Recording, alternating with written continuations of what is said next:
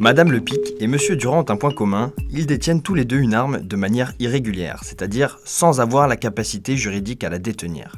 L'arme de Monsieur Durand appartenait à son grand-père et il souhaite la conserver en souvenir. Madame Le Pic, en revanche, a découvert cette arme dans la cave de sa maison. Elle ne connaît pas le propriétaire de cette arme et ne sait pas quoi en faire. Grâce à l'opération nationale d'abandon simplifié d'armes à l'État, qui se déroulera partout en France du 25 novembre au 2 décembre, ils vont pouvoir tous les deux régulariser leur situation. En arrivant sur le site de collecte des armes près de chez eux, ils vont être accompagnés par des agents de l'État pour abandonner ou demander à conserver l'arme qu'ils détiennent. Madame Le Pic se présente avec l'arme qu'elle souhaite abandonner, elle est accueillie par des policiers ou des gendarmes qui mettront son arme en sécurité.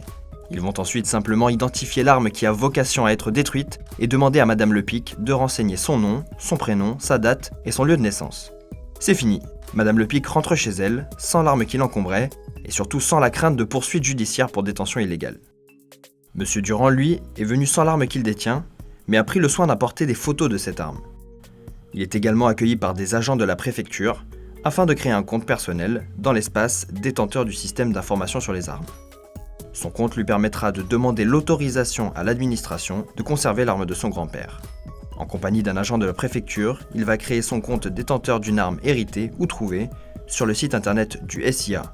Tous les citoyens qui, comme Monsieur Durand, souhaitent s'inscrire dans une démarche de régularisation de leur situation peuvent le faire depuis chez eux. En quelques minutes, Monsieur Durand a créé son compte. Il a eu besoin d'associer la copie de sa pièce d'identité et un justificatif de domicile pour créer son compte personnel. Après l'avoir activé depuis sa boîte mail, il va pouvoir demander l'ajout de l'arme qu'il détient dans son râtelier numérique. C'est fini. Monsieur Durand recevra dans quelques jours un courriel de la préfecture l'informant de sa nouvelle situation de détenteur d'armes légales ou de la nécessité de fournir des informations complémentaires.